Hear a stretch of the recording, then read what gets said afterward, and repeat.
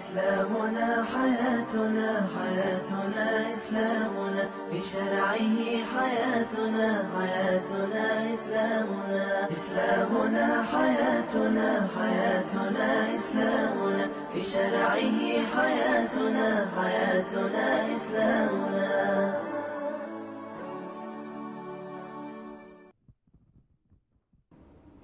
أعوذ بالله من الشيطان الرجيم. بسم الله الرحمن الرحيم. إن الحمد لله نحمده ونستعينه ونعوذ بالله من شرور أنفسنا ومن سيئات أعمالنا.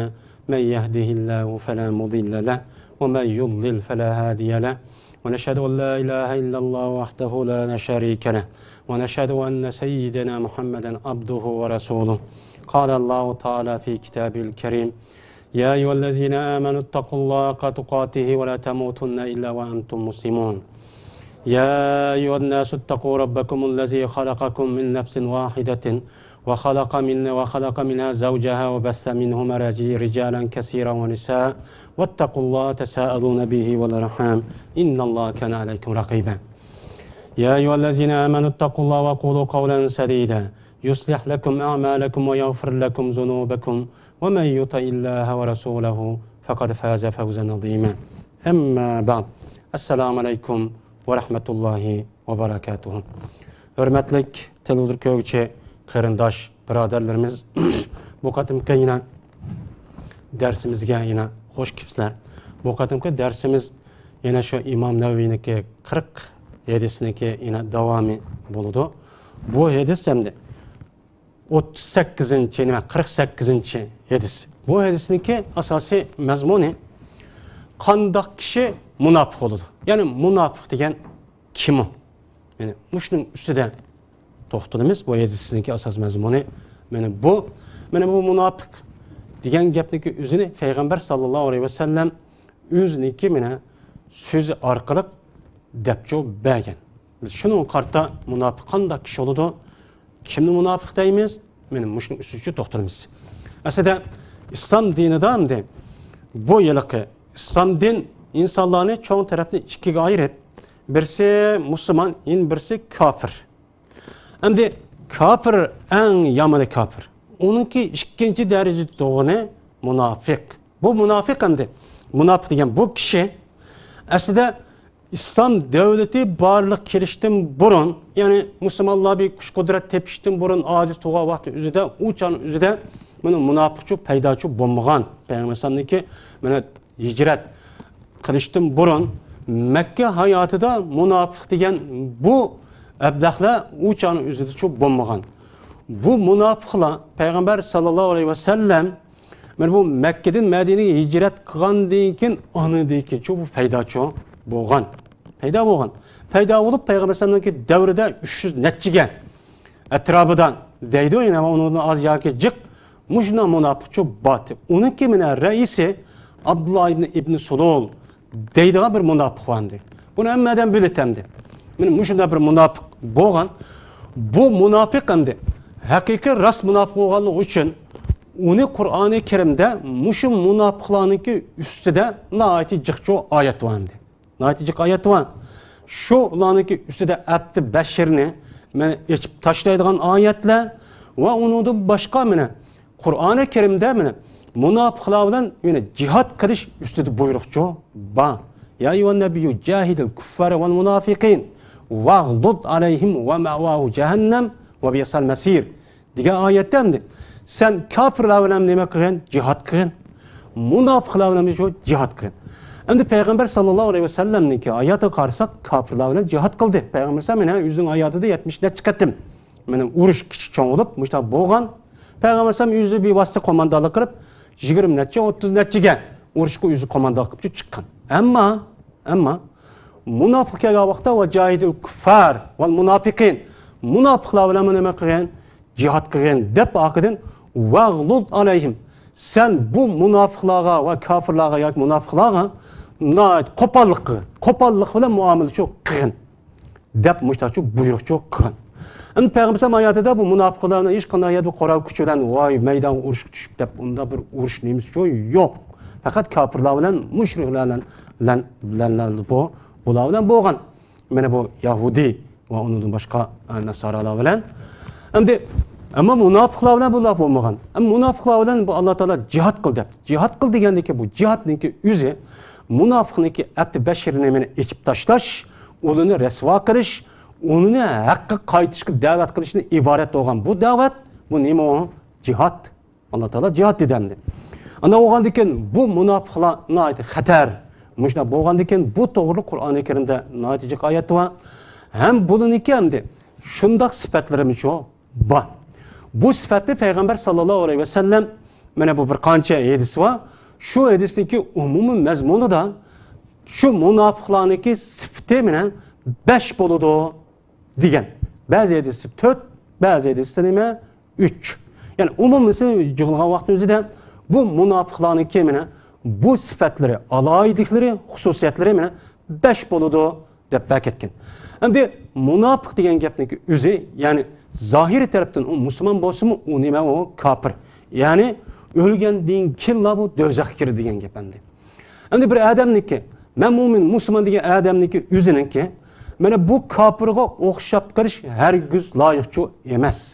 Şoň Peygamber sen bunu, bunda bir munofiq o'xshab qolmasin deb buniki sifatini shu deb berdi. Ya'ni 5 xil sifat bo'ladi deb. Hozir biz o'qiydigan hadisniki o'zida 4 xil deydi. Endi bu yerda munofiq deganlikniki ustida to'xtalsak, endi buningda yana keyin to'xtalishimiz mumkin dars jarayonida. Endi munofiq degan gapniki o'zi nafaqa yunfiqu infaq, ham nafaqa yunafiqu munafiqa munafaqatan va nifaqan deb Safara bobidan chiqqan bu nifaq, ya'ni munofiq. Endi nafaqa degan gap, ya'ni bir tuyushuk ya'ni bo'lsa, ikki tarafi to'siq bo'lsa o'ttirda, mush ikkisiniki o'ttirini tashkilning o'zi nafaq deydi, atraf matraf o'tadigan. Ya'ni bu munofiqniki qilig'i, mana bu shundoq qanday. Munofiq degan bu ikki tarafning ustida turdi. Kafirning qashqa vaqtida, "Voy, men kafir, men siz bilan billa, nahnu ma'akum" deydi oyatniki nemis bo'yicha. Endi bu musulmonlarning qashqa vaqtida, "Voy, biz siz bilan billa" deb shakli jihatda musulmonlar namoz o'qiydi, zakat berdi, saqal qo'ydi, uzun chapan kiydi, masjidga kirdi, shuni qiladi. Ammo uning qalbiy jihatda bu islom diniga mu'min e'tiqod qilgan, bu e'tiqod bo'yicha amal qilmay, uniki zarra bo'yicha ish qiladi. Zarracha ish qiladi. Bu munofiqniki eng nemisi yomon. Endi bu nifoq degan shu endi buningda nima qiladi? Odamlarimiz bu munofiqniki o'zini hamda ikki xilga ayırgan. Birisi çoğ munofiq. Yani bu çoğ munofiq deganimiz bu haqiqiy meni e'tiqodida, ya o odamniki ishonchida Allohniki birlik va barliq ekanligiga, Qur'oni Karim Allohning so'zi, Muhammad sallallohu alayhi vasallam Allohning payg'ambari o'lgandiki tirilib mushu dunyoda qolgan har bir ishidan hisob beraman deydigan ishonchiga hargiz unmaydi. Unmay bularniki shakli jihatda musulmonlarni aldash yuzasidan namoz o'qib qo'ydi, nish qo'ydi, ashnaqcho qilib qo'ydi. Bu bilan eng cho'ng munofiq. Bu munofiq Qur'oni Karimda degandek do'zaxniki eng tikcho tushidi. Innal munofiqina fi dakril asfal. Mana Qur'oni Karimda deyilayotgan munofiqniki qaratgan men oyatdagi deyilayotgan bu munofiqlar mana bu tarafdagi bo'lgan munofiqlar. Endi yeni bir munofiq var. O munofiq yani nifaqı asgar, yani nifaqı amal deydi. Yani nifaqı asgar, nifaqı amal degeni ameli jihatda munofiq. Yani bir adam haqiqiy mu'min, men musulmon deb da'vo qilgan bo'lsa, men musulmon degan bo'lsa, o adam mu'min degan bo'lsa, bu odamningki e'tiqodi bilan bütün ameli o'xshash bo'lishi kerak. O e'tiqodi bir xil, ameli bir xilcha bo'lish bu meni nima emas, bu muvofiqchi emas. Asli iymon buni taqozo qiladi. Og'zida men iymon etdim deb qo'yib, ko'nglimda iymon bor deb, iymonning muqtazosi bo'yicha o gap qilmay, yeni yolg'on gap qilib, va'dasiga to'may, xiyonat qilib, mushuni qaqti soqti qilib, aldab, mushuni harom yeb, mushundoq qilishniki o'zi bu iymonning nemisi o muqtazosiniki ziddi. Bu iymon aslida bunichi qilmang deydi. Mana bunda bir jihatdagi munofiq yana ishib qolgan bo'lsa, bu nifaqi amal deydi. Chunki u odamningki e'tiqodi bilan bu amali ikkisi ta'tur, ya'ni ta'tur tanasib, ya'ni ta'tur cho'kib qolgan. Bunu qarab anadikan bu nifaqi asgar, munofiq asgar, ya'ni nifaqi amal deyiladi. Avvalgisi nifaq, ya'ni akbar nifaq e'tiqodiy deyiladi. Ya'ni bu tarafdan çok ayrıgan. Endi bu nifaq akbarniki sifatlarini eng asas, ya'ni uniki asas manbai vuli nemening üstü kurulgan? Yalğançılıqning üstü kurulgan. Bu munofiq, ya'ni çoğ nifaq idin ibaret olgan Peygamber davrida kelgan bu munofiqlar, bu hamma nifaqninki, bu munofiqning hamma ishlarining asas merkezi yalğançılıqning üstüge çok kurulgan. Yalğançılık üstüge. Fakat yalğan. Onun qışqı verip yalğan gap qılıdı, bunun kapirini qışqı verip hem yalğan gap qılıdı. Bir-birisini aldaydan, aldap, işte hemmisi yalğan. Hatta üzün itiqadıqımı yalğan bulup, vay deb namaz okuydu, namaz o asli itiqadı da qınbaydı hem de. Namaz okuş, yaxşı işini qılışqı çoğu itiqadı çok unmaydı. Şunu unmusun unmayına, yalğançılık qılıp, bu işini çok qılıdı. Bu asas nifaqninki mine, bu sifatlarninki asası menbeyi, bu yalğançılıqning üstüge kuruldu. Aslida yalğançılık haqiqiy men mu'min, Müslüman diye adamga loyiq çok emas. Asli bu küfrning qiliqi. Küfrning qiliqi, küfrninki bir qismi bo'lgan munofiqlarniki nemisi o qiliqi. Mu'min, men Müslüman degan adam da'vo qilgan har gün yalğan gap qilmaydi.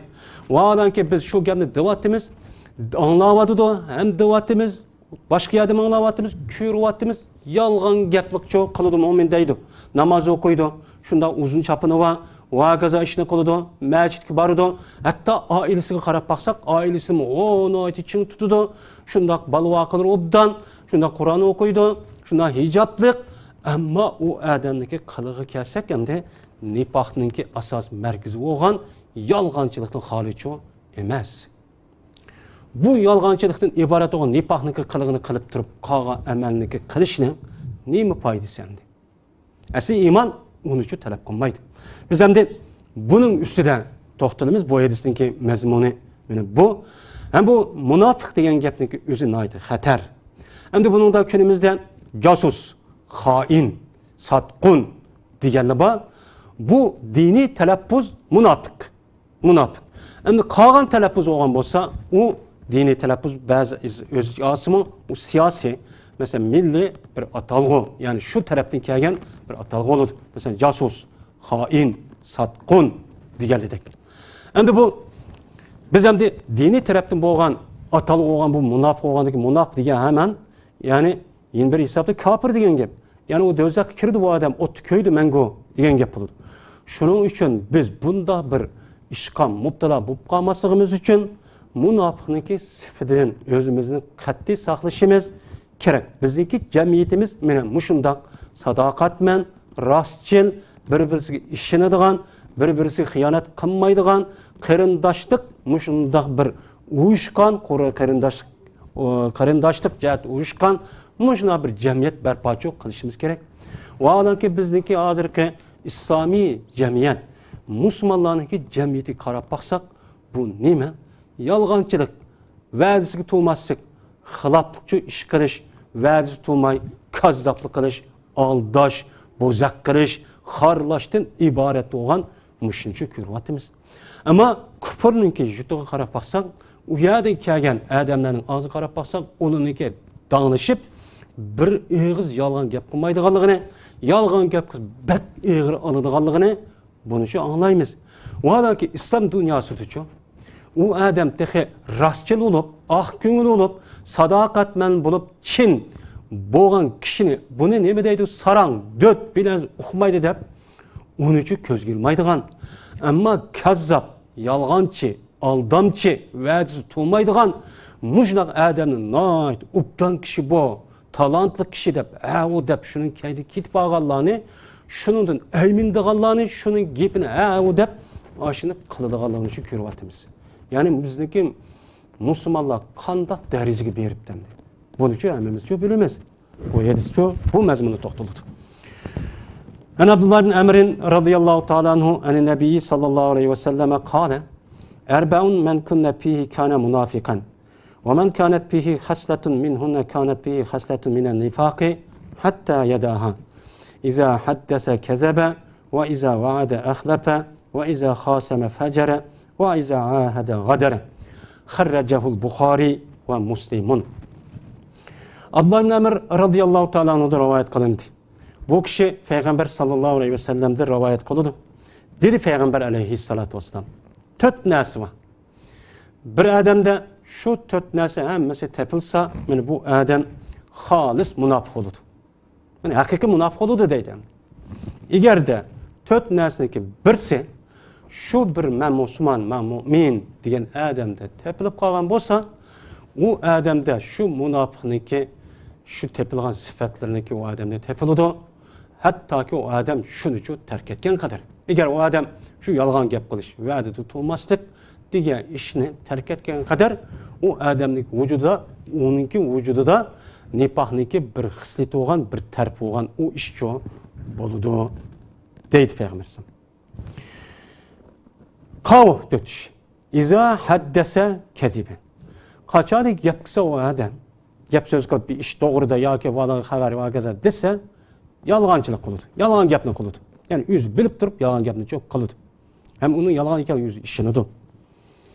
Eğer o adam og'zida bir ishqa bo'ladi deb va'da qilsa, u va'dasiningki xilofini çok qiladi. Va'da ekanligini, amal qilganligini o'qib turib, og'idan hech qanday bir o'zirsizla o adam şu va'dasiga amal qilmaydi yoki ko'zga ilmaydi. Mo'minning og'zidan chiqqan gapni nima qilmaydi, hisob qilmaydi. Qachoniki o adam bir adamdan urushib yo da'voga tushib qolgan bo'lsa, zo'tali qiladi. O'htamli qiladi. Yani bu yerda fajaraniki o'zini zo'tali ham o'htamli qiladi dedik. Yani fajara degan gap urushib qolsa, o'ziniki xato ekanligini o'qib turib, o in bir adamniki to'g'ri ekanligini o'qib turib, o adam o'ziniki xatosini to'g'rini xatog'ini nima qiladi? Achqidi deydi. Bu nima o? Zota. Yani zotalik qiladi. Yani bu qachoniki ahdi qilsa, o adam bir adamdan kelishim tuzabdi. İmzo qilib qog'ozning ustiga. Mushta qan bo'lsa, asl shu bo'yicha amal qilish kerak. Qog'oz yozib, ahd qilishgandan keyin hamma tarafni o'ylab qoladi bu adam. Shu bo'yicha o adam hech qanday bir sababsiz yoki bekala shu ahd qilgan kelishimga o adam vafo qilmay nima qiladi? Xiyonat qiladi. Onun degan bo'yicha amal qilmaydi. Mana mushi ishniki hammasi bir adamda tepilsa, xolis munofiq. Buni biz demadik, Peygamber ham deyotdi. Endi xolis munofiq degan gap, yani o adam o'lganligi do'zaxga kirdi degan gap. Yani matavanda rivoyat va eğer namaz okusun mayli, o eğer o adam men Müslüman deb desimi namaz okusun, ro'zasi mayli degan desa İmam Müslim'den rivoyat qilgan deydi.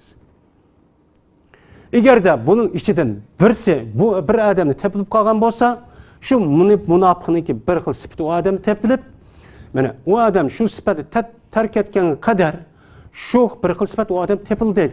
O bir tepilgandan keyin anadagi ikki qolganimi tepildi demoqchi endi. Mana munofiq degan mushundaq bo'ladi deb Peygamber sallallohu alayhi vasallam dedi. Bu hadisni İmam Buxoriy va İmam Muslim o'ziniki Sahih Buxoriy va Sahih Muslimdan iborat bo'lgan Qur'ondan keyingi ikkinchi va uchinchi darajada turadigan mana kitoblarda bor bu hadis. Şu kişi rivayet qildi deydi.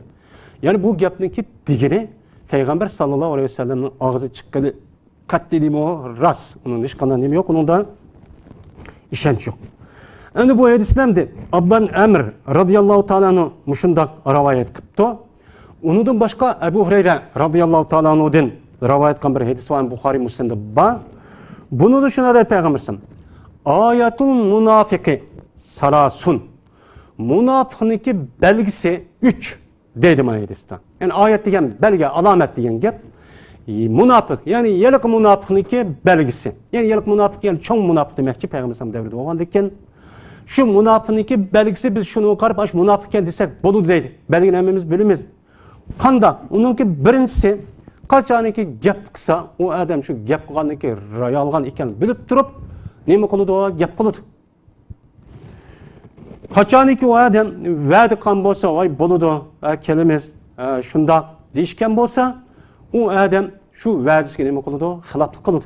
Uning kagi unmaydi, o'zursiz. Qachoniki o adamni amin deb sanalsa, bu adam iymon bo'lganlik musulmon adam, xalqning haqqini yemaydi. Nima desam, shu bo'yicha qilib qo'ydi, chaqilmaydi, ya undan bundan qilmaydi deb ishinib o adamga ashunda qilsa ishonchini yag'i qo'yib, o adam shu odamga nima qiladi? Xiyonatchi qiladi. Mana mush ishninki o'zi munofiqniki belgisi. Shu belgiga qarab anadagi bu odam munofiq desakchi bo'ladi deb payg'ambar sallallohu alayhi vasallam mushtaqchi degan. Imom Muslimniki bir rivoyatida mana va insalla va sama va zama annahu muslimun degan rivoyat bor. Agar u odam namoz o'qisimi, ro'za tutsimi, u odam men musulmon desimi, men mush ishniki meni birsi yoki hammasi tepilib qolgan bo'lsa, buni munofiq deymiz. Alomat meni shuari meni mushu deydimdi. Payg'ambar sallallohu alayhi vasallam shunday demdi. Buni oldi bilan har birimiz o'zimizni uchun boshishimiz kerak. Mush gap bormi yo'qmi? Ikkinchi bir odamga lap mana anlamanamla yolg'onchi ekan, mana bunday demay, oldi bilan o'zimiz deyman. Oldi bilan o'zimizni isloh qilishimiz kerak. Lekin oilamiz, balvoqimiz ondagi atrofini qarashimiz kerak. Bu gapni anlagan vaqt o'ziga gap qilayotgan yoki boshqa odamga qarab o'zimni mana isloh qilganingda bo'lmay, oldi bilan o'zimiz uchun qilishimiz kerak. O'zimizda bormi yo'qmi? Endi munofiq degan odatdagi narsa-ku emas. Yani bu adamniki hayatı tugash degan gap, munofiq degan gap. Yani abadul abad fi darkil asfal. Do'zaxning yuqori nima demas, eng tahdidi qoladigan. O'tniki eng tigi bak qiziq. Hammamizga ma'lum, tuni boshqa yoqqa qarab baqalar, usti anchalik emas. Bu yer kirdi, innal munofiqina fi darkil asfal. Bunda deydi. Yeni bir rivoyatda min alamatil munofiqi degan rivoyat bor. Munofiqlarniki alomatlarning qatori, belgilarining qatoridan deb deb yani bu yerda shu oladi. Yani Peygamber sallamniki bu yerda ahidisda 4 deyişi, mahidisda 3 deyişi, min alamet deyişi, yeni mahidistan de min alamatin nifaqi. Munofiqlarning alomatlarining qatoridan, yani cihba, şunun için 3 mavu degan bo'ldi. Degan bo'lgandan keyin o'chadi 3 ta. Bu 3ni qo'shsak, oyadi 2 ni olsak, shuni bilan 5 bo'lgan bo'ladi. Oyadi 4-inchisiga anadigan iza tumina xona, mana birinchi hadisda yo'q. Qanchalik odam amin, xotirjam, hech qanday bir odamga mana zarar yetkazmaydi, hech qanday bir xim-xatar va kaza unda xiyonat qilib qolmaydi desa, opirib xiyonat qilgan bo'lsa degan gap bu bam. Buning bilan shuna bu munofiqninki xususiyati, alohidligi, alomati, belgisi qancha ekan? 5 bo'ladi demdi. Endi bu munofiqlarniki o'zi shunday bir xatar, bir maxluq, bir guruh tabaqa bo'lgandan keyin bu hadisniki ustida mana zohir qarag'an vaqtning o'zida bir zohirga qarab qolsak, o'chan o'zida men bu odam munofiq degan gap. Munofiqniki o'zi do'zig'i degan gap bo'ladi. Bir odam yolg'onlik gap qilib qolsa, bir odam va'zi to'lmasa, zohirda bu chiqadamdi. Buni uqtirdi. Agar biz zohir qarab hukm qilsak, mustaqilmiz. Ahli zohirda bir guruh va mushna hukm qildamdi. Biz endi bu hadisdagi zohirga qarashlar birlikda uni bir qancha payg'ambar sallallohu alayhi vasallam rivoyat qilgan hadislar buni bilan nima qilamiz, unga tatbiqlab tushunamiz. Bu yerda bir hadis qarab berishga to'g'ri bo'lmaydi. Undaqsa xato bir mazmun chiqib qoladi. Bu qat'iy nima emas, u durustchi emas deydi. Bu qat'iy nima emas, u durust emas endi. Endi munofiqniki o'zimda mushna xatar bo'lgan biz oyati deganda lug'at ma'nosi yo'q. Ba'zi olimlar nifaq aslisi aldash, go'llash degan ma'noni. Aldash, go'llash, hiyla ishlatish va o'zininki ishchilik bo'lmagan boshqa yaxshi binasini nima qilish, xalq musulmonlarning o'ttirsidan nima qilish, uni oshkor uni xilofini o'zininki ishchida nima qilish, uni yo'shirish. Mana bu. Mana oyatda deganimizdek, munofiq asli shar'iyda 2. Munofiq akbar, munofiq asqar, ya'ni nifaq akbar, nifaq asg'ar, ya'ni nifaq e'tiqodiy, nifaq amaliy deb bunday nima qilinadi? Bo'linadi. Endi bu yerda bu munofiqniki eng cho'ngi o'zi e'tiqod qilayotgan narsaniki g'ayrini oshkor qilib, o'zi Allohniki birlik va borligi, Peygamber sallallahu aleyhi ve sellem'deki peygamber ekanligi, Kur'an-ı Kerim Allah'ın sözü ekanligi, ferishtaning haqiqiy bor ekanligi, o'lgandagi tirishlik haqiqatligini nima qilmaslik, ishonmaslik. Mana bu. Endi Peygamber sallallahu aleyhi ve sellem'deki mana bu davrda munofiqlarni mana deb o'tdik. Aslida mana nəhayət qiyin qissa, shu nəhayət musulmonlar ojiz, Muşunda vaqtlarning o'zida munofiqlar ancha oshkor bo'lmaydi. Qachonki musulmonlar mana azroq kuch tep qolgan bo'lsa, bu kofirlarningki o'zi kuch yetmagandek uning ichiga munofiqlarni kirgizib, o'ziniki telefonchi xoin yoki o'zining adami yoki jasus yoki setib olgan adami yoki ishchisi ya u ya bu yaning adami çok kirgizadi. Bu ishni nima qiladi? Bu nima u? Xatar. Endi buningki yana bir sendan nifoqi asg'ar deb buningki amaliy tarafdan bo'lgan bir nifoq dedik. Bu o'zi e'tiqod qilayotgan, shu e'tiqod bo'yicha amal qilmay, u odam uningki ziddiga nima qilish, amal qilish. Ya'ni ko'rish jihatdan noyt va musulmon deb turib, yaxshi ishni qilib, bu orqali qilishda o'zining ma'lum maqsad, dunyo maqsadiga yetib berish. Buni maqsad qanoat qiladi bu nifoqi asg'ar deyiladi. Endi bu yerda hadis qarg'a vaqtida yuqori deyilgan hadisniki umumiy qarsak ana munofiqniki asosiy xususiyati 5. Birinchisi yolg'onchilik. Yani yolg'onchilik deganimiz, yani u odamning o'zi yolg'on ekanligini bilib turib, u odamga nima qiladi deydi. Ya u kishilarga deydi. Yolg'on ekanligini bilib turdi, o'qidi, o'zi uni ishini. Mushundaq kishilarniki o'zi nima deydi? Munofiqniki qilig'i deydi. Payg'ambar sallallohu alayhi vasallam bir hadisda shuna deydiki, "Kaburat xiyonatan an tuhaddisa akhaka hadisan huwa laka musaddiqun wa anta bi kazib." Mana xiyonat jihatda eng cho'ng xiyonat shuki, sen sana ishonadigan bir birodaringga bir so'zni deysanki, lekin sen u so'zga sen nima yolg'onchi. Sen o'zing yolg'on ekanligini o'qib turib, o birodar sen ishonib, ashunda qilsa sen unuga mana xatoni deb o'zing ishonmaydigan narsa deysan, bu eng cho'ng xiyonat, xoin bo'lib hisoblanadi deb Payg'ambar sallallohu alayhi vasallam mushundaq cho'ng degan dedi. Mana bu tabiinin ichidan eng mashhur bir olim bor, Hasan Basri rahmetullohi alayhi deb. Hasan Basri rahmetullohi alayhi davrida munofiq degan mana o'zidagi ichki dunyosidan tashqi amali o'xshash bo'lmaganligini o'zini munofiq deb ataydi deb shunday rivoyat qilgan bir so'zi bor ekan. Shunday ichki dunyosi tashqirgan, chiqishi, kirishiga, amali, so'ziga mundaqcha o'xshash bo'lmasa, mana biz buni munofiqcha deydi. Qarab baqsak, mana bu ish o'zimiz uchun so'z amal uchun muvofiq emas. Hammamiz gapni qilamiz. Ammo u gap biz uchun yo'q. Hatto men din uchun, millat uchun xizmat qilaman deb da'vo qilayotgan o'shunda kishilarni ko'ryapmiz. Bundoq qilmasa haqcha ish qilinmaydi deb payg'ambar ham ishta qilganmi? Bu nemaning sifati? Nemaning sifati? Yolg'onchi degan bu hargiz mu'min bilan bir yerga keladigan bir sifatchi emas. Mu'min hargiz yolg'on gap qilmaydi. Payg'ambar ham hadisi bor. Ammo zina qilib qoladi, o'g'irlik qilib qoladi-ki, hargiz yolg'on gap qilmaydi degan nima bor? Payg'ambar hamning hadisi bor. Uningdan boshqa kofir, munofiqlarning alohida sifati men yolg'onchilik. Takzib, kizb alalloh. Bu. Endi bu munofiqlarning ikkinchisi iza va'ada akhlafa. Qachoniki va'da qilsa, u odam va'dasiga xilof qiladi. Bu ikki turli. Birinchisi va'da qilgan vaqtniki o'zida u odam mana va'da qilgan vaqtning o'zida bu odam va'da qildi debdi. Lekin niyatida nimiki u odam shu va'dasiga nima qilmasak, vafo qilmasak. Ha deb qo'ya bu odamga deb.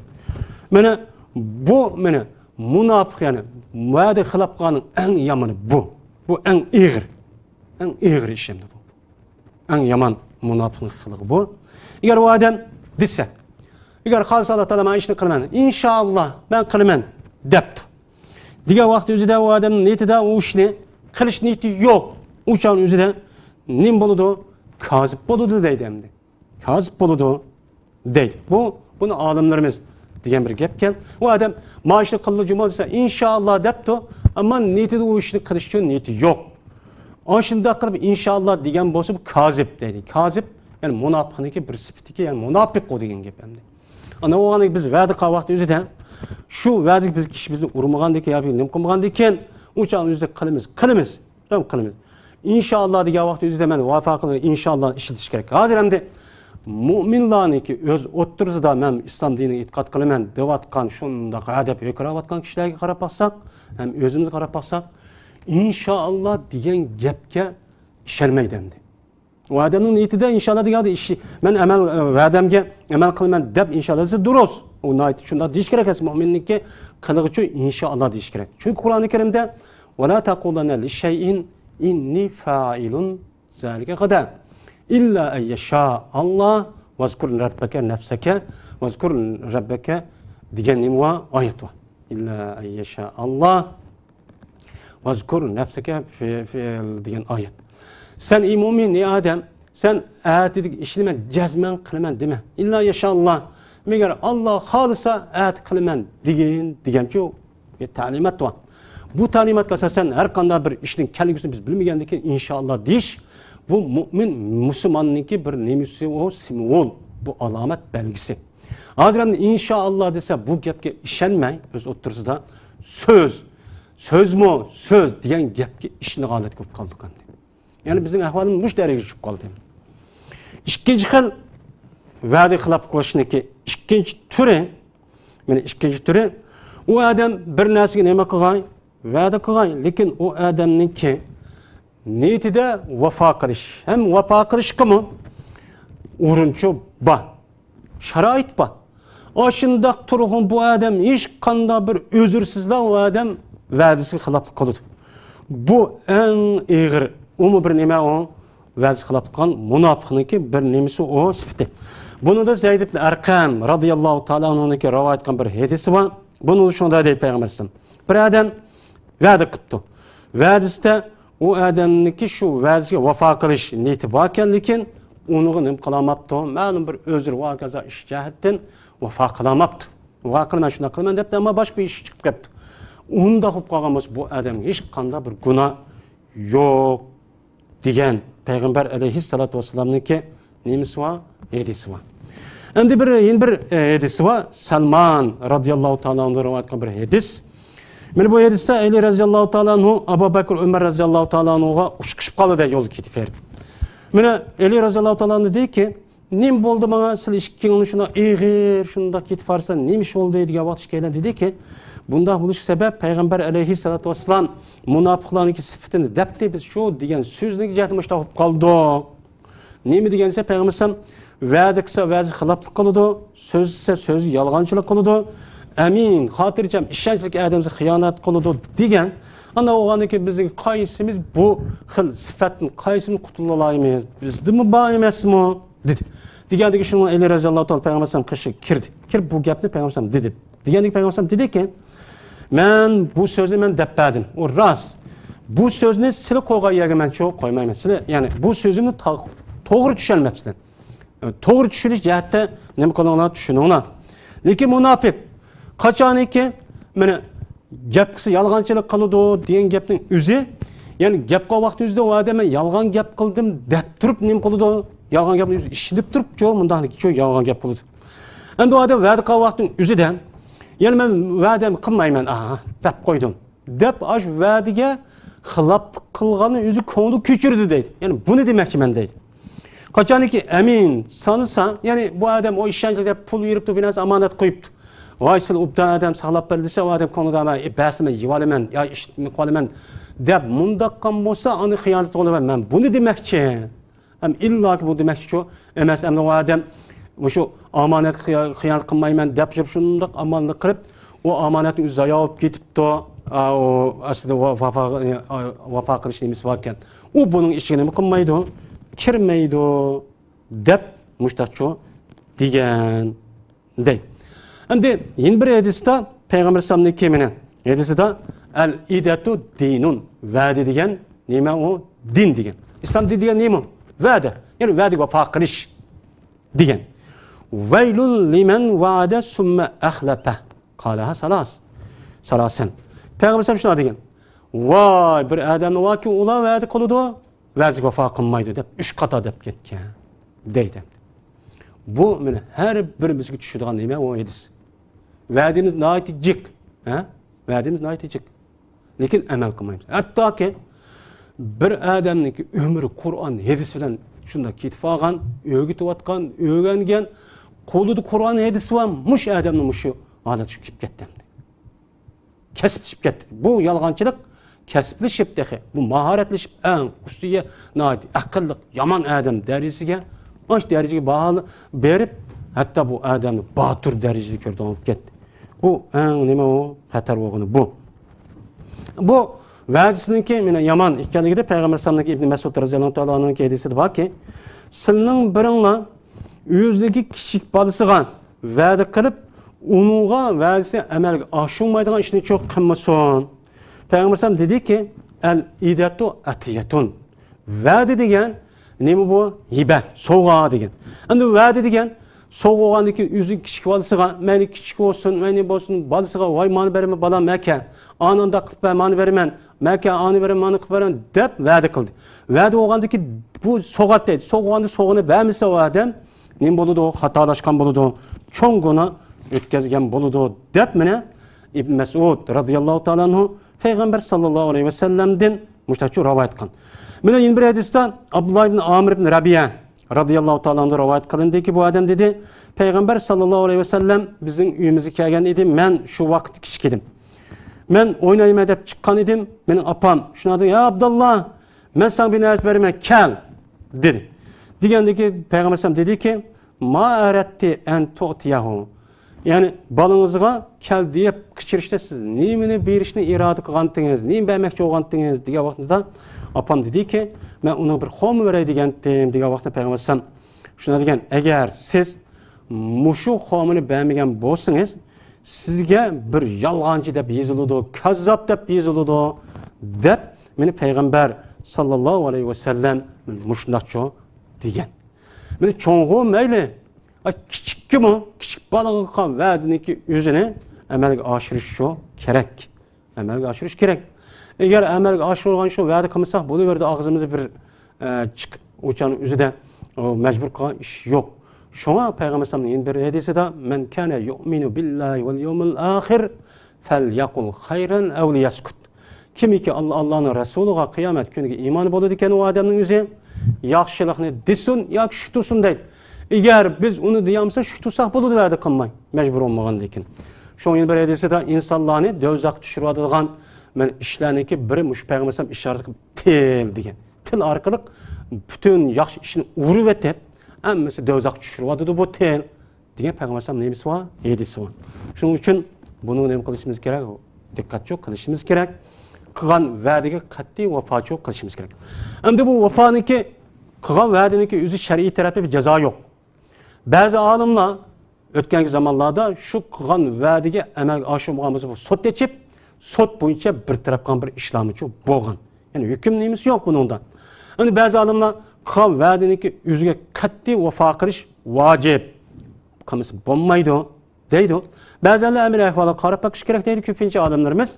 Bu ahlak mümin tarafı boğan, ahlaki tarafından boğan bir iş boğan diken ilacıken bu emelçi vefa kılış gerek diyen bununla bir göz karışta bu göz karışının asas neymişse ilgisi var. Yani kandağındaki mumusu biz müminin ahlaki kandağ kılış ağzı çıkan gepki ilgi bulup şu boyunca emel kılış gerek.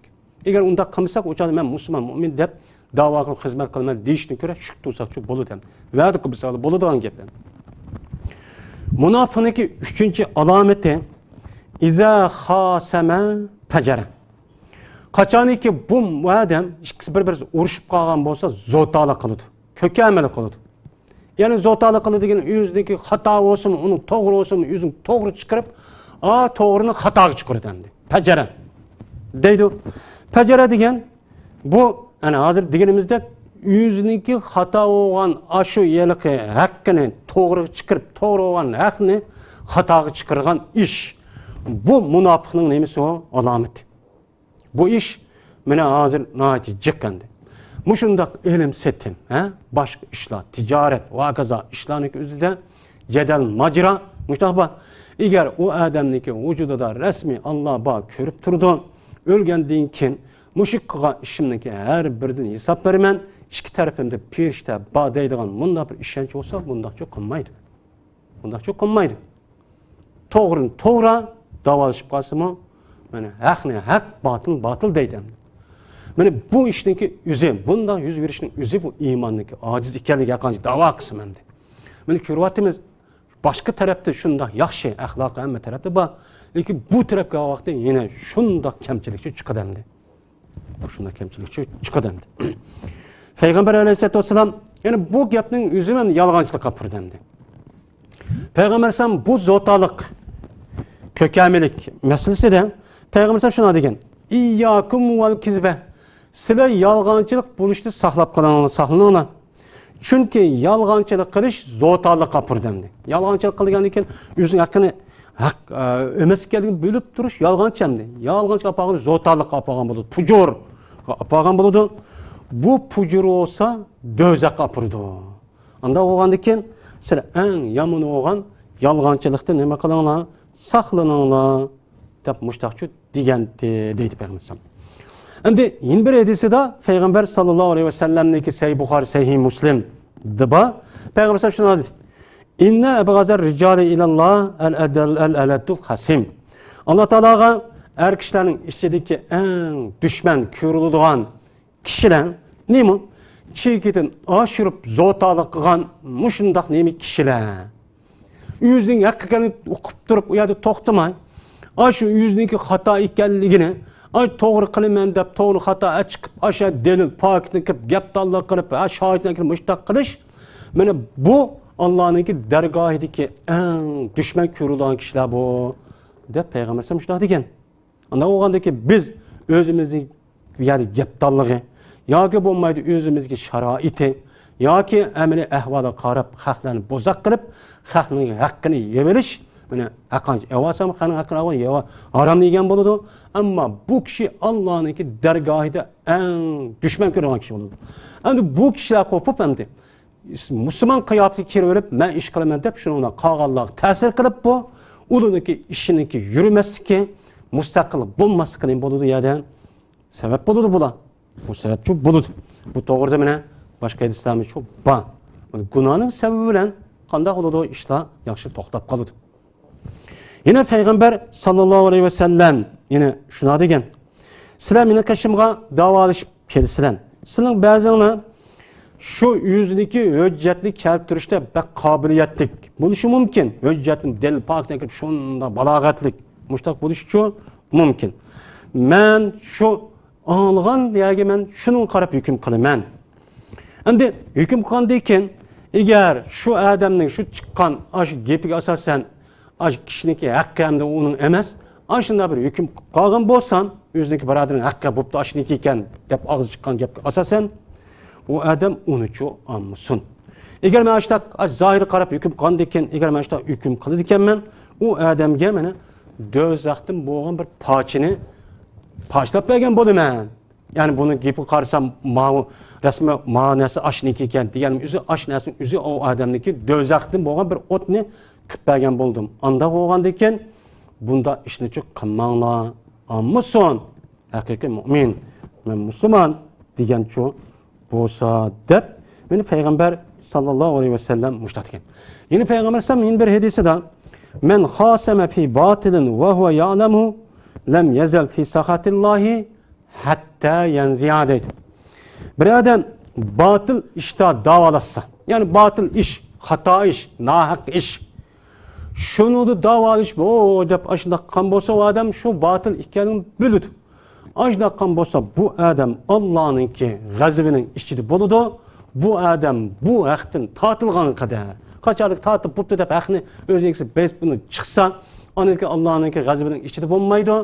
Ammo undan bo'lmaydi ekan, o evaldim deb o xaning haqqini shunda qilgan bo'lsa, u odam Allohning g'azabining ichida bo'ladiki, davomli g'azab holati bo'ladi.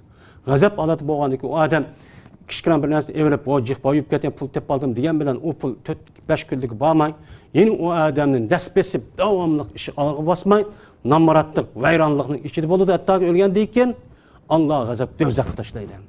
Bundoqcha bo'ladi deydi. Yeni bir rivoyatda Payg'ambar sallallohu alayhi vasallamda rivoyat qilgan bir hadisi var. Payg'ambar shunday deydi: "Bir odam xato bir da'voninki ustiga yordam bergan bo'lsa, ya'ni o da'voning o'zi xato, ya'ni zulm, kishining haqqini yeb olgan, o'zingcha emas. Mushning har jihati yordamda o yoki debdi yoki bir narsa degan bo'lsa, bu odam Alloh taolo tarafdan bo'lgan bir g'azab bilan qaytadi o odam u yerda. Alloh ular g'azab qilgan bo'ladi o kishiga. Shundan bu mag'lub bo'lgandan keyin Allohning rahmatiga hech qanday erisha olmaydi bu odam deydi. Ya'ni demak, biz ham da'voga tushgan vaqtning o'zida, mushunday majra da'vo ish tushib qolgan vaqtning o'zida kimningki haqqi, o'zimizning haqqi rost ashuna bo'lgan bo'lsa shunday qilish kerak. Agar undaq ekanligini biz bilib turib, o'zimizning haqqi emas ekanligini bilib turib, ashuna qilsak, mana bu sifatga tushib biz munofiq bo'lib, payg'ambar sallallohu bu hadisga asosan biz dozuvchi bo'lib ketamiz. Qancha namoz o'qisak mayli. Endi bu munofiqningki 4-inchisi iza ahada qadar. Qachoniki mana ahd qilsa, kelishim qilsa bu ikki taraf xiyonat qiladi deydi. Ahd degan, ya'ni qog'ozga yozib, imzo qilishib, ashunda qilgan bo'lsa, bu nima bo'lgan bo'ladi? Ahd degan bo'ladi. Buni nima qilmaydi? Ahd qilib, uni vafo qilmaydi, xiyonat qiladi. Bu munofiqning nimasi? Sifati. Mana bu eng chong gunoh bo'lganligi uchun bu vafo, ya'ni ahdiga vafo qilmaslik Qur'oni Karimda Alloh taolo ahdiga vafo qilishda bir qancha oyatlarni tushirgan. Pek muhim bo'lganligi uchun. Alloh taolo shuni dedi bir oyatda: "Wa'fu bil ahdi innal ahda kana mas'ulan." Sizlar ahdingizga vafo qilinglar. Kelishimga nima qilinglar? Vafo qilinglar. Jazman ahd. Shu qilishgan kelishim mas'uldur. Allohning oldida bo'lgan vaqtida so'riladi deydi Alloh. O qog'ozga yozib qo'yib, mana uni qilib qo'yib, u tugab ketadigan ish yo'q. Bu Allohning oldiga borgan vaqtida bu tushidi. Tushib, buni Alloh nima qiladi? Agar vafo qilgan bo'lsa, tushmaydi. Vafo qilmagan bo'lsa, o'chani tushib, Alloh buni nima qiladi? Yerdan so'raydi. Yana Alloh taolo nima deydi oyatda? Yana bir oyatda, yana shu sura An'amningki oyatida shuna deydiki, Alloh taolo wa'fu bi ahdillah iza ahadtum ولا تنقصوا الأيمان بعد توكيدها وقد جعلتم الله عليكم كفيلا dedi. Sizlar Alloh qilgan ahdiga qachonki ahdi qilib qolsanglar, uni nima qilinglar? Vafo qilinglar. Sizlar qasmingni kuchlantirgandan keyin, vallahi billahi deb kuchlantirgandan keyin uni buzmanglar. Sizlar Allohni sizlarga vakil qildinglar. Mushunda bo'lgandan keyin sizlar qilgan ahdinglarga hargiz vafosizlik qilib, unda ishni qilmay qilgan ahdiga sizlar nima qilinglar deydi Alloh taolo? Va'da qilib vafo qilinglar deydi. Bu nima bu yerda buyruq. Yana bir oyatda Alloh taolo yana shunday deydiki, nima deydi endi Alloh taolo? Yana shu ahdiniki ne kadar yomon ekanliginiki ustida to'xtalib, innallazina yashtarun bi ahdillahi wa aymanihim samanan qalilan ulaika la khalaqa lahum fil akhirah wa la yukallimulloh wa la yanzuru ilayhim yawmal qiyamah wa la yuzakkihim ve lehum azabun alim. Cazmen Allah'ın ahdisini setib olganlar. Yani Allah'ınki ahdisini satqanlar. Yani Allah bizga mana nima degan bo'lsa shu bo'yicha amal qilish, islom dinining taraqqiyoti uchun kurash qilish, Allah Qur'oni Karim degan bo'lsa shu amal qilishni iborat bo'lgan, shu bo'yicha amal qilish bizga shu ahd qilib bergan. Buni setib, biz uni dunyoni nima qilib, uni tegishtirib, uni amal qilgan, unmagan bo'lsa, mana qasam nima uchun mushtachu setibdi. Az bir pulga, meni ulağa ahirette hiç qandaq ulanınki ahiret nisibisi yok. Allah ulağa kıyamette gapmi qilmaydi, ulağa qarabmi qo'ymaydi. Ulani Allah hem günahını paklamaydı. Ulağa ölgəndən keyin meni davamlıq alam yetkizadigan bir azapçı bor dedi. Anda o'g'andan keyin o'zi qilishgan ahdiga, kelishimga meni va'da qilishniki o'zi nima bu? Farz. Unuğa vafo qilmaslikka o'zi nima bu? Harom. Chunki agar unda qilib qolmasa oyatda do'zaxga kirdi. Do'zaxga kiradigan har qanday bir sabab bo'ladi ekan, sababdan bir ish qolgan bo'lsa, buni qilish harom bo'ladi endi. Anda o'g'andan keyin bu qilgan kelishimga asosan qat'iy nima qilishimiz kerak? Vafo qilishimiz kerak. Payg'ambar sallallohu alayhi va sallamninki hadisida mana Imom Buxoriy, Imom Muslim rivoyat qilgan bir hadisi bor. Shuna deydi Payg'ambar sallam: xiyonat qilgan ahdisini buzgan xiyonat uchun qiyomat kuni to'niladigan bir bayrog'i bo'ladi uninki. Qiyomat kunida ma xoin, ma ahdisi xiyonat qilgan deb bir bayroq bor, maxsus shu bayroqqa qarab, mana bilimiz deb mushuna degan. Endi bir oyatda xiyonat qiluvchiga qiyomat kuni bir bayroq tikiladi deydi bir yeriga. Endi bir oyatda ya'ni so'nggichiga degan hadis borki, deyiladigan qiyomat kuni ala hazihi g'adratu fulan. Aga olinglar insonlar, mana bu paloni odamdagi xiyonatkor degan odam meni mushu deb yiziq oq tarafida qartilgan tikilgan bir bayroqchi ba deb payg'ambar sallallohu alayhi vasallam mushta degan. Endi bir hadisda payg'ambar har qanday bir xiyonat qiluvchi uchun ahdi vafo qilmay xiyonat qilgan odam uchun mana u odamniki qiyomatda oq tarafida istidaydi, ya'ni maq'atni istidaydi arabchada. Mana mushada bir bayroq bo'ladi deb payg'ambar sallallohu alayhi vasallam mushtachu degan. Unda o'g'andikan yuqorqi oyat va hadisga asosan mana qilishgan ahdiga, kelishimga vafo qilish farz. Unuga amal qilmasniki o'zi nima u xiyonat, u nima u harom. Yani bu haram. Endi bu haramniki o'zi musulmonlarniki o'zida bu tehim haram, tehim mushrik bilan kofirniki o'ttirsida kelishim qilgan, kelishimni buzishning o'zi nima u haram. Musulmonlarning üstü musulmonlarning o'ttirsa qilgan tehim haram endi. Kofirlarga qilgan bo'lgan bu haram bo'lgan bo'ladi. Endi mushu ustida payg'ambar alayhisolatu vasallam mushta degan. Bir adam bir muahidni nima qildi, u adam o'ltiribdi, haqsiz. Yani bir adam İslami devlette yaşaydigan gayri dindiki İslami devlet fuqarosiga kirib, u devlet endi uni paj va gaza bir narsani berib, ashda qilib fuqarosiga epdi. Fuqarosi oldiga qo'ydayman degan gap. Buni opirib, bu adam bu kafir yoki bir narsa deb ashunda o'ltirayotgan bo'lsa, mana bu adam jannatdagi purg'ini topolmaydi deydi. Jannatdagi purg'i 40 yillik shundoq jiroq yerdan tepiladi deydi. Ya'ni u kirishga oyadi tursin, jannatning purg'ini topolmaydi, bu hargiz kirolmaydi bu odam. Meni nimaga jannatga deydi. Ana o'g'andikin musulmon bilan kofir va muahidning o'ttirsida qilingan ahdiga vafo qilish farz. Bu nima u? Farz. Mana Alloh taolo o'zining kitobida sura Baroatda mana bu Hudaybiya yildagi kelishim, mushada Alloh taolo nima degan mush oyatiga qarasak, mana payg'ambarlar, payg'ambarlarning musulmonlarni şu ahdisini vafo qilishgan. Qachoniki ular shu ahdisini turinglar deyishga Alloh taolo alohida buyruq qilib bekitgan. Yani bekitgan. Bu ahdininki eng cho'ngi o'zi agashgan mana rais, amir, agar haqiqiy amir bo'lgan bo'lsa, islomiy davlat bo'lgan bo'lsa, islomiy davlatninki amiri bo'lgan bo'lsa, islomiy davlat bo'pti xalofatga asosan rasmiy shaklda bo'ptan shakl jihatga emas hozirgi vaqtda. Mana mushunda bir xalofatga bu uningki amirga ahd berib, "Voy masalan qo'daymiz" deb ahdi shu endi. Ashtaqqan bo'lsa, buni vafo qilishimiz farz. Buni vafosiga, buningga ahdisiga buzib, uniga qarshi chiqishniki o'zi mana cho'ng bir nima bo'ladi, o'chan o'zida xatochi bo'ladi. Mana bu to'g'rida payg'ambar ham shuna degan.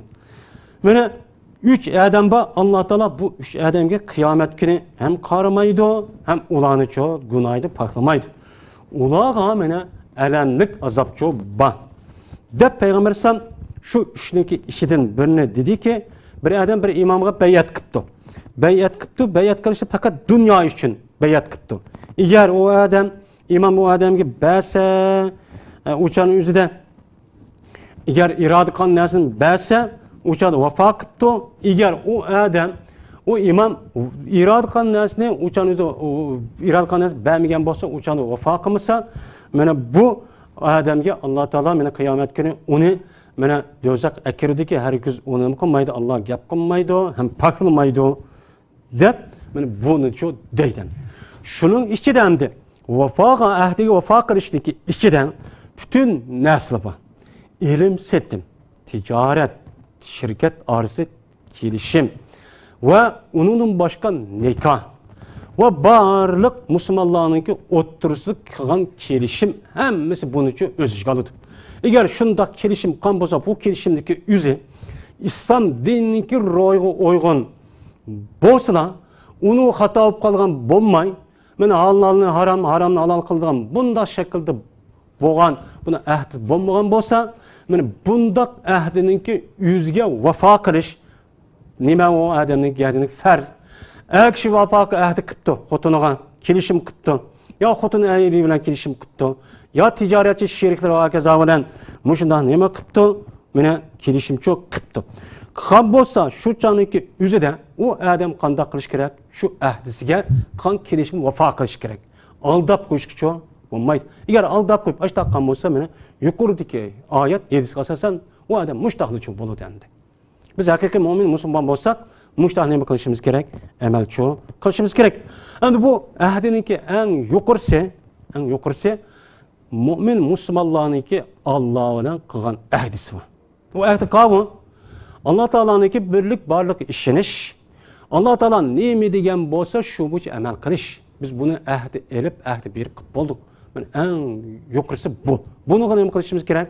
Namoz vaqtida o'qishimiz, namoz o'qishimiz, zakot berishimiz, haj qilishimiz, rostchil bo'lishimiz, jihad qilishimiz, zulmga qarshi harakat qilishimiz, g'arib bechoralarni qutuldirish uchun, islomiy davlatni barpo qilish uchun, mana zolim kofirlarni yutimizdan yo'q qilish uchun har qanday qo'limizdan keladigan mushundoq vositani qo'llanish orqali mana kurash qilish, mana Alloh biz Alloh bilan qilgan nima bu ahdi, buni vafo qilishimiz kerak. Agar undaq qilmay bu odamniki o'zi men namoz o'qidim, u ishni qilib qo'ydim degan bo'lsa bir qism uni qilish kerak. Ammo qilishdimi bumi bo'lgandiki shu buncha amaliy harakatga o'tish kerak. O'tish kerak. Imkon shartchi bo'lsa. Bu endi ahdininki nemisi bu. Endi munofiqniki yin bir 5-si mana iza tumina xona. Qachoniki u odamni amin deb sog'lasa, ya'ni hisoblasa u odam xiyonat qiladi. Ya'ni omonatda nima qilish? Xiyonat qilish. Mana bu munofiqniki nemisi o? Munofiqniki alomati. Ya'ni ashundaq amin deb bu odamni hisoblab, pul mol va hokazo binasini qo'ygan bo'lsa, shu buni saqlab berish kerak. O'zinikidek. Qat'iy vafo qilishga, qat'iy uni xiyonat qilishga qat'iy bo'lmaydi. Shu vafo qilishning o'zi, shu buni saqlashning o'zi u odamning gadiniga nima o? Vojib. Nima uchun? Alloh taolo Qur'oni Karim shuna deydiki: "Innalloha ya'murukum an tu'addul amanati ila ahliha." Alloh taolo sizlarni amonatni o'z ahliga topshirishga buyurdi deydi. Bu amonat nihoyatda jiqqamdi. Har bir odamning odati deyilmas, amonat pul va hokazoimizga ma'lum. Undan boshqa Alloh taolo har bir insonga bir ishni amonat qilib bergan. Şu har bir odamniki mana axloqi, psixologiyasi va undan boshqa badan qurilishi o'xshamaydi. Shu o'xshamagandan keyin har bir odamga o'ziga loyiq bo'lgan bir ishni Alloh amonat qilib qo'ygan. Ba'zi odamniki, masalan, ilmiy tarafi bo'lgan bo'lsa, ilmiy tarafga loyiq mushundoq har xil shaklda bo'lgan. Ba'zi odam tijoratga, ba'zi odam kelishimga, ba'zi odam o'g'itish, ba'zi odam tabliq qilish, ba'zi odam jihad qilish. Mana askar bo'lish qolgan vaqtning o'zida mana bu odam badan bir qadar kuchli bo'lish, mushuni qo'rqmaydigan shaklda bo'lish deganlik, mushuni bu omonat mana har birisiga berilgan omonat. Mushuni o'z loyiqli omonatni o'z loyiqli qilish kerak.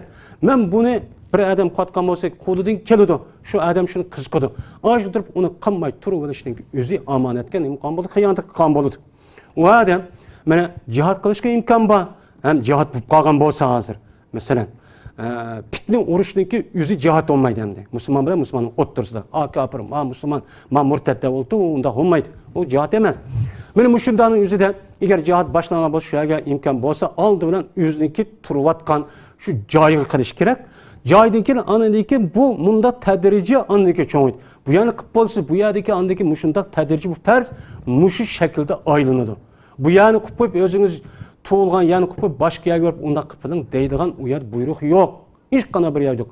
Payg'ambar sam deydi, payg'ambar bo'lgan vaqt o'zida shu tabliğni yetkazgan vaqt o'zida Quraysh Makkani tashlab qo'yib sen o Afrika yoki Osiyoning ma tarafidagi kishilarga berib tabliğ yetkazish, yani ozod qil degani yo'q. Hammamizga ma'lum. Oldi bilan o'ziga aylani qil. Va anzir ashiratakal aqrabin. Anadaki shunda qil, tajriba qil. Unidikin Madinani, Madina pat yüzün to'lgan joyi Makka bo'lgandan keyin Makkani fath qilish risolatning asosi mana tugash nimiz bo'ldi. Tugidi asos tugidi shu yüzün to'lgan anadaki Allohniki mana hikmat taqdir bilan bu islom dini ham nima qildi bu yerda kengaydi. Ya'ni din degan mush shaklda nima qiladi? Ijro qilib beradi. Bu endi. Anda o'g'aniki bu omonat, mana mush shaklda bo'lgan nima omonat? Bu omonatning ustida mufassir olimlarimiz mana har xil tafsirda mushundaq har xil tushuncha degan. Endi yine Peygamber sallallahu aleyhi ve sellem yüzündeki hadisida addil amanete ila mani tumineke degan hadisi var. Sen amanatni seni emin degan kishilarga ado qil deydi. Allah Taala mana buyurdi deydi. Aniq mana ashunda qilish farz. Endi Peygamber sallam addida buyruq qildi demdi. Unda bo'lganda ekan bir odamning qishida amonat bo'ladi ekan, ham u odamning vujudida shunda bir amonat narsa bo'ladi ekan, o'rgitish, mana jihad qilish, xat yozish yoki hokazo qilish, mana buni dinning taraqqiyoti uchun, shunday yaxshi ish uchun mana sarf qilishligi o'zi mana amonatni ado qilish buyruqliq. Agar buni qilmagan bo'lsa, amonatni ado qilmagan cho bo'ladi demdi. Yine Peygamber sallam bu to'g'riliq hajjatul vidodimi degan ham so'zlari bor. Yine Allah Taala Qur'oni Karimda yine bu to'g'riliq shuna deydiki, ya ayyuhallazina amanu la takhunulloha va rasulahu takhunu amanatikum va antum ta'lamun. Ey iman etgan kishilar, iman etib bo'lgan kishilar, sizlar Allohning rasuli xiyonat qilmanglar va o'zingizning omonatligimi sizlar bilib turib xiyonatchi qilmanglar. O'z o'ttiringlar qan shundoq Alloh bergan va boshqa omonatlar bor. Siz buni uchun xiyonatchi qilmanglar deb Alloh nima qilgan bu oyatda to'sgan.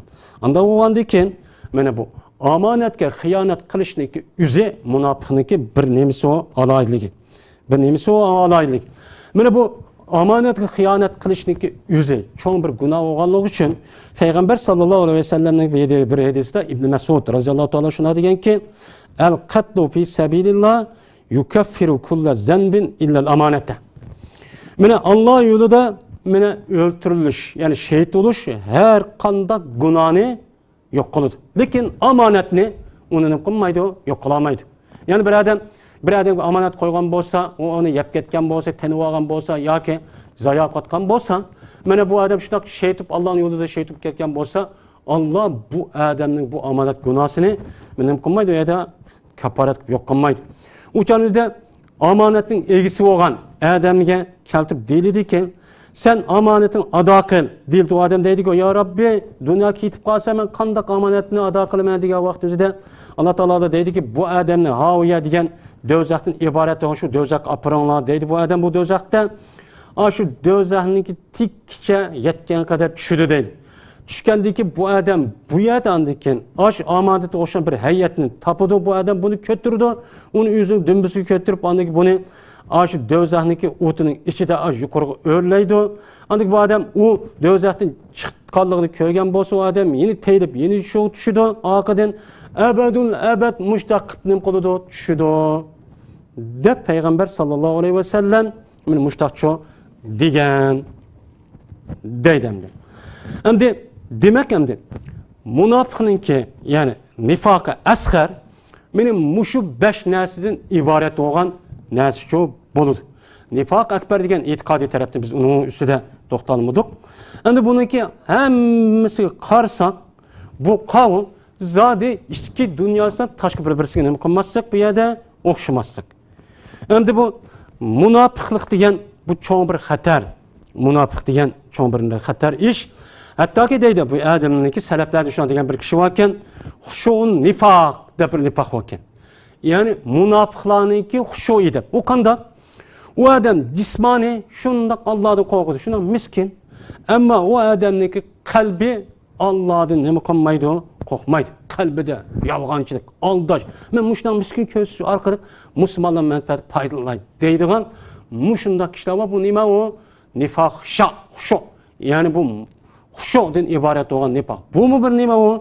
Nifoq deb meni Payg'ambar sallallohu alayhi vasallam mushtaqchi degan deydi ba'zi neminiki gapi bu. Endi yine Payg'ambar alayhisolatu vasallamniki meni rivoyat qilgan Umar roziyallohu anhu bir so'zi ekan. Payg'ambar shunday debdi ekan, men sizga alim bo'lgan, bilimdor bo'lgan munofiqdan bak qo'rqadigan narsa mushu degan vaqtda sahobalar deganki, ya Rasululloh, bu munofiqmi bu ilmdor bo'lamdi degan vaqt o'zida bu deydiki Payg'ambar munofiq degan hikmat bilan amal qiladi, ammo zulm bilan ish qiladi deydi. Yeb shunda hikmatlik, ammo qilayotgan ishki zulm yoki munkar ishni qiladi degan. Endi Payg'ambar sallallohu davrida bir qancha shunday munofiq bor dedik. munofiqni payg'ambar sallam bildi. Alloh taolo bildigan, undan boshqa mana sirrol Nabi sallallohu alayhi vasallam degan Huzayfa radhiyallohu taala anhu bildi. Huzayfa radhiyallohu taala anhudan munofiqni so'ralgan. So'ralgan vaqtning o'zida mana munofiq degan iymonniki sifatini qiladi, lekin iymonniki muqtazosi bo'yicha amal qilmaydigan kishini men munofiq deymiz deb mushundoqcha degandi.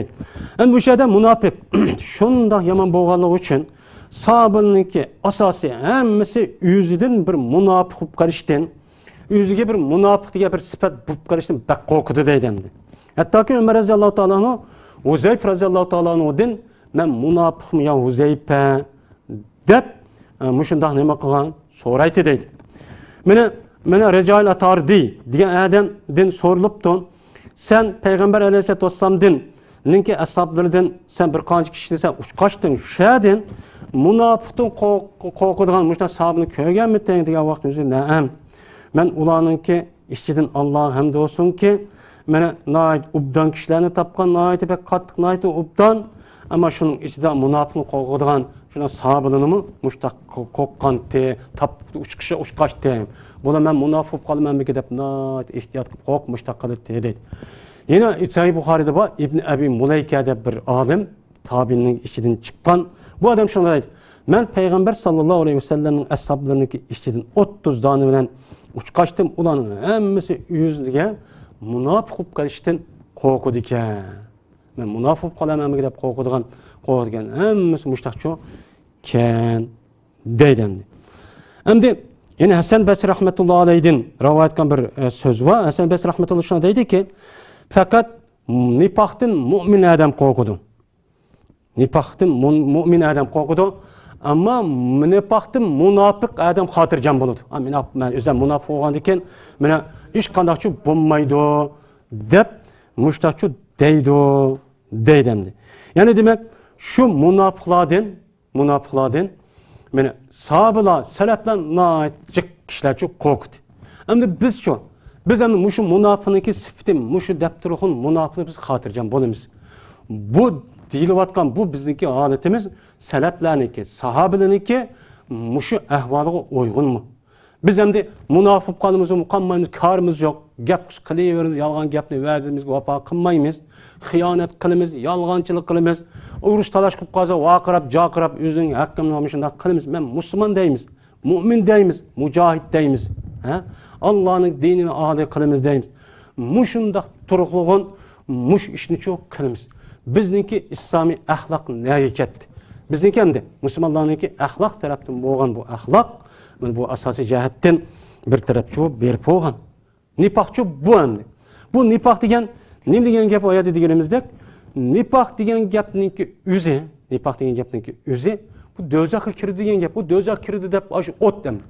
Bu yerdan endi buningni xotirjam bo'lib yotganligini o'zi mu'min, musulmon bo'lgan odamniki o'ziga nima bo'lmaydi bu? To'g'richi bo'lmaydi. Endi bu yerda nifoq, endi dedik, nifoq mushunday xatarlik deb, nifoq asg'ar, bu nifoq kichik, nifoqninki ishni qilaversa bu odam cho'ng munofiq bo'lib qoldi endi. Cho'ng munofiq bo'lib qolavergandan keyin qanday bir odam xato, gunoh, ma'siyat ishni qilaversa bu odam oxiriga berib kofirga kirib qoladi.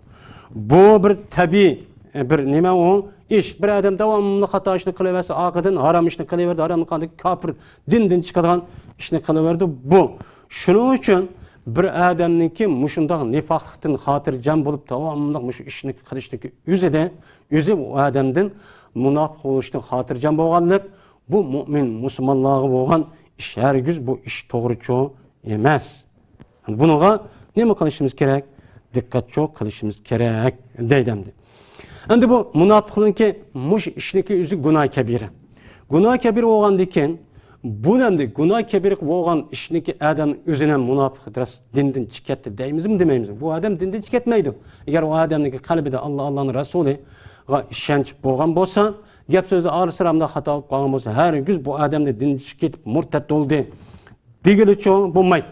Bu nima? Amaliy jihatdan bo'lgan nifoq. Buni agar tövbe qilgan bo'lsa, tövbe bilan maqbul, kishining haqqi bo'lsa, ado qilish maqbul, uni qat'iy to'xtatish kerak, buni bilan maqbul. Buni bilan dindan chiqib ketdi deb, u bo'yicha amal qilib, "Voy sen dindan chiqib ketding, kofir bo'lib ketding" deyish, bu bu qat'iy nima emas, durust emas. Ammo uni biz endi qalbimiz bilmaymiz. Ammo rasmiy josus qilib, rasmiy qalbi ashundoq ekanini isbotlab dalil bo'lgan vaqtning o'zida o'sha josus xoin bo'ladi. O'sha ishninki o'zi boshqa mana nima bo'ladi? Boshqacha bo'ladi. Endi bu yerda Qur'oni Karimda shu munofiqniki ustida to'xtalgan jiq oyat va boshda dedik. Bu oyatlarniki bu yerda to'xtalmaymiz inshaalloh. Boshqa darslar bo'lishi mumkin. Shu yerda bilib olgaysizlar. Yine Peygamber sallallohu alayhi ve sellem shuna degan: "Men gashshana falaysa minna vel mekru vel hadiatu finnar." Bir adam bizni aldıgan bolsa, bizi xiyonat qilgan bolsa, u bizden emas. Aldash, ilmi ishletish do'zaxda bo'ladi deb Peygamber sallallohu alayhi ve sellem men mushundaqcha degan deydimdi. Bu yerda Hanzala radhiyallohu ta'ala anhu'ningki Hanzala Asadi radhiyallohu ta'ala anhu'ningki men bir hadisi var. Endi bu yerda munofiq degan kim deganni sahoba asosiy jihatini bilib qo'ygan. Bilib qo'ygandan keyin endi tovangi bo'lgan bir voqea var. Bu yerda endi bu voqeani deymiz. Ya'ni iymon sahobaning qalbiga asosan o'rin ep bo'lgandan keyin bu nifoq degan narsa chiqmaydi endi. Ana o ba'zi bir alomatlarniki o'zida munofiqcha chiqib qoladi. Buni qartani ekan sahobaning ichidan Hanzalatul Asadi radhiyallohu ta'ala anhu'ningki bir hadis var, so'zi İmam Müslim rivoyat qilgan. Bu adam shuni deydi. Bu adamning qashidan Abu Bakr radhiyallohu ta'ala anhu o'tdi deydi. O'tgan bu adam yig'layapti. Yig'layotgandan keyin Abu Bakr radhiyallohu ta'ala anhu dediki, "Nim bo'ldi sana? Nima yig'laysan?" degan vaqtida ana Hanzala Asadi radhiyallohu ta'ala dediki, "Ya Abu Bakr, Hanzala munofiq bo'lib ketdi emasmi? Biz Peygamber sallallahu qashida bo'lgan vaqtda Peygamber sallallahu bizga do'zax, jannatni aslida go'yo do'zaxni jannati ko'rgandek bo'lamiz. Ammo Peygamber sallallahu qashidan kessak, Peygamber sallallahu qashidan ketib bizningki oilamizga borsak, balavozni olishib ketimiz, ya terimiz, ishni qilamiz, ishni qilamiz, jiq narsani unutib qolamiz emasmi? Shuni ularga biz munofiq bo'lib ketdiman deb yig'lab ketgan. Mush ishqan sahoba mundaqan. Deganda Peygamber sallallahu mana Abu Bakr radhiyallohu ta'ala dediki, "Fa vallahi inna lakazalik." Qasam Allohga bizmi shunda deb andiki bu shkayda Peygamber sallallahu qishga borgan. Peygamber sallallahu qishga borgan vaqtda Peygamber sallallahu deganki, "Malaka ya Hanzala, nim bo'ldi sana?" degan vaqtda yuzida Hanzala radhiyallohu ta'ala dediki, "Ya Rasululloh, Hanzala munofiq bo'lib ketdi." deb Abu Bakr radhiyallohu ta'ala anhu degan gapni Peygamber sallallahu dedi. Degandagi Peygamber sallallahu dediki, "Eğer farzand sizlar shu mening qashimdagi holatda davomlasana."